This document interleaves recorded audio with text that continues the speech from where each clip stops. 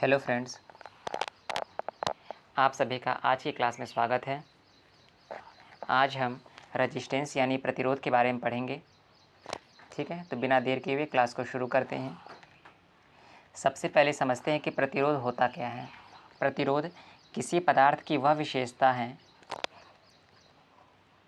प्रतिरोध किसी पदार्थ की वह विशेषता है जिसके कारण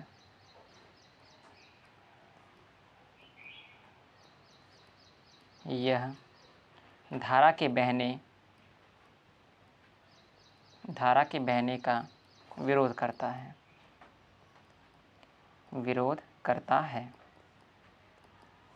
वह प्रतिरोध कहलाता है।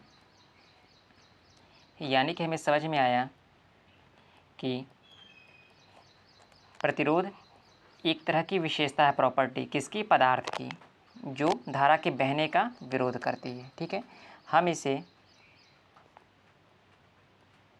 R से प्रदर्शित करते हैं।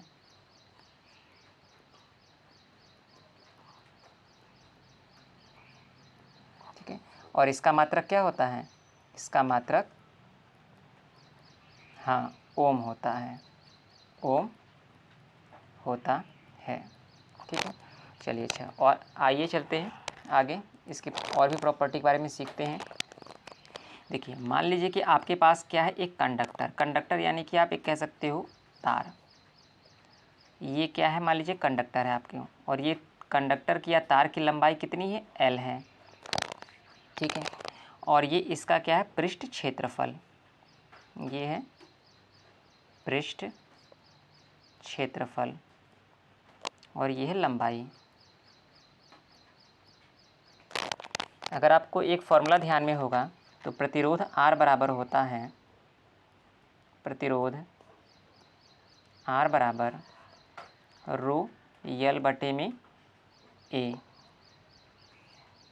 ठीक है, जहाँ पर रो क्या होता है, प्रतिरोधकता, जिसको रेसिस्टिविटी कहते हैं, L तार की लंबाई और A पृष्ठ क्षेत्रफल। ठीक है, चलिए अच्छा, तो सबसे पहले प्रतिरोध निर्भर करता है, बताइए, प्रतिरोध निर्भर करता है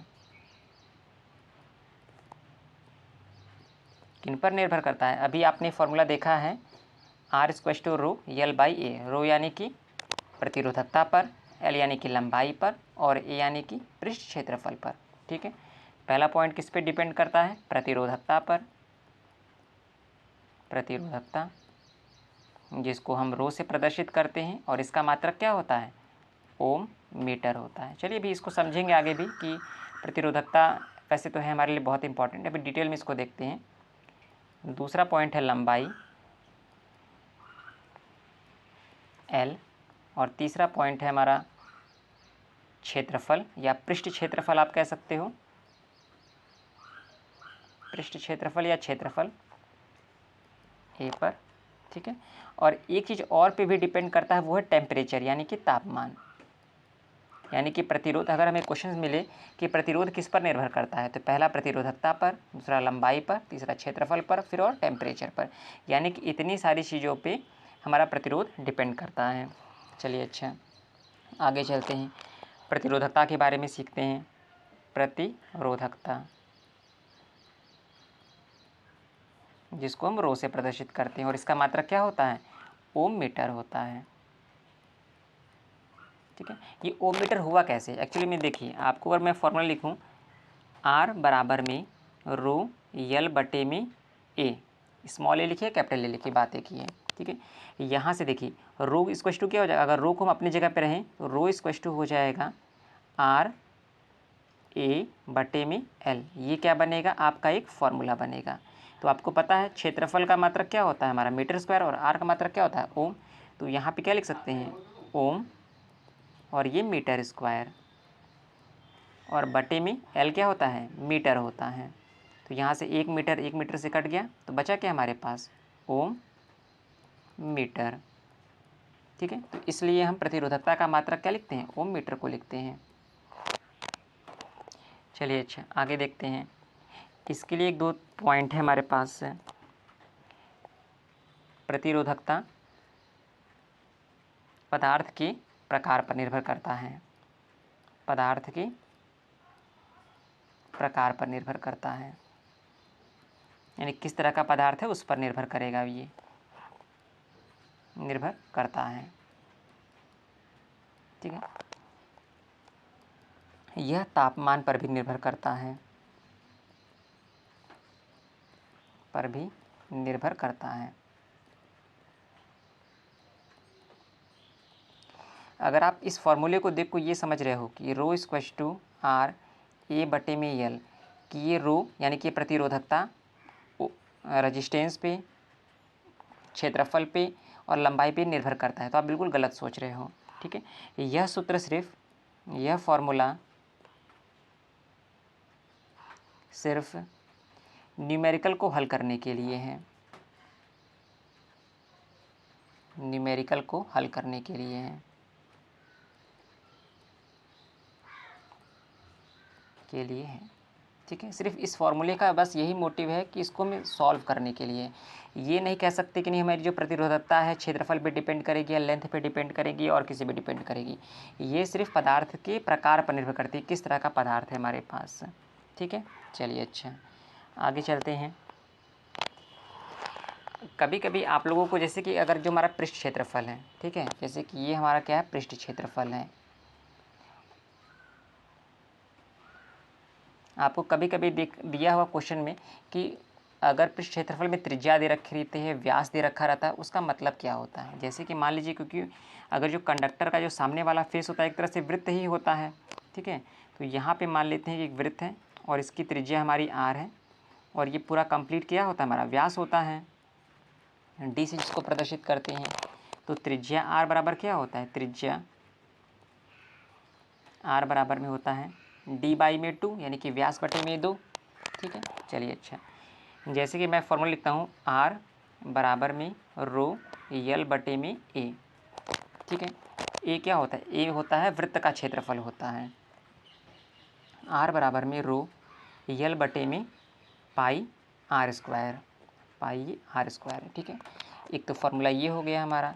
अब यहीं पे अगर कभी भी व्यास की बात करेगा, जो है अगर त्रिज्या की बात करेगा तो ये वाला फॉर्मूला लगेगा, अगर व्यास की बात करेगा तो आर बराबर में रो यल बटे में पाई, आर की जगह पे क्या लिख सकते हैं, डी बाई 2, डी बाई में 2 का होल स्क्वायर, या ये क्या हो जाएगा हमारा यहाँ पर रो, यहाँ पे देखिए डी स्क्वायर, यहाँ पे 4 हो जाएगा, 4 से कहाँ चला जाएगा ऊपर, तो 4l बटे में पाई डी स्क्वायर।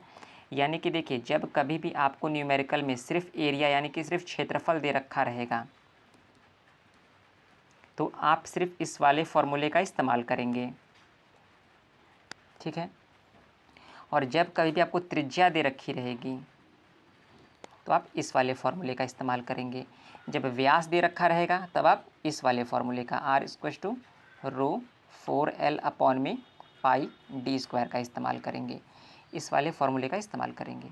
ठीक है, चलिए अच्छा, अभी देखिए अभी मैं न्यूमेरिकल नहीं कर रहा हूँ, जो है न्यूमेरिकल पहले थियरी पोर्शन ख़त्म हो जाए उसके बाद से एक साइड से क्या करेंगे, सारे न्यूमेरिकल को सॉल्व करते हुए चलेंगे। ठीक है ना, चलिए अच्छा, अभी तक जितनी चीज़ें सीखी हैं हमने, देखते हैं क्या हमें समझ में आई कि नहीं आई है। तो पहले एक क्वेश्चन देते हैं जो कि एग्ज़ाम में आया हुआ है। जैसे क्वेश्चन नंबर हमारा पहला क्या है कि किसी तार की प्रतिरोधकता है, अगर मैं आपको क्वेश्चन दूं कि किसी तार की प्रतिरोधकता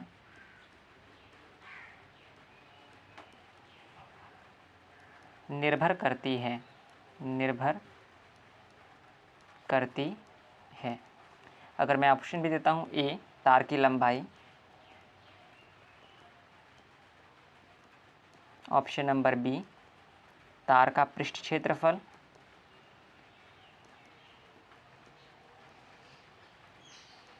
सी तार का पदार्थ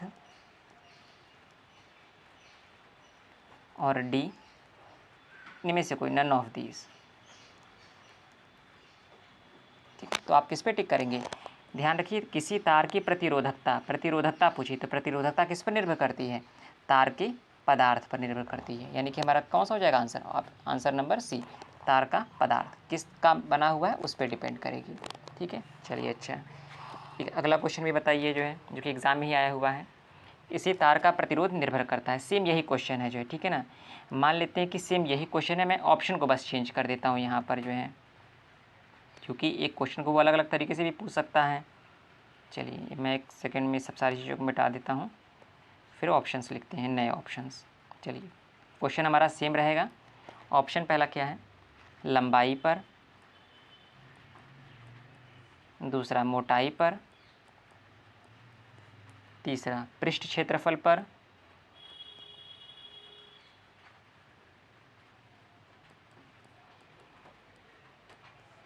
और हमारा सभी पर। ठीक है, अच्छा थोड़ा सा क्वेश्चन में चेंज है, यहाँ पर प्रतिरोध कर लीजिएगा बस, कि तार किसी तार का प्रतिरोध किस पर डिपेंड करता है। प्रतिरोध किसी तार का प्रतिरोध निर्भर करती है, तो आप क्या करेंगे यहाँ बताइए, कौन सा टिक करेंगे। लंबाई पर डिपेंड करता है, मोटाई पर भी डिपेंड करता है, और पृष्ठ क्षेत्रफल पर, यानी कि हमारा कौन सा जो है ऑप्शन नंबर डी।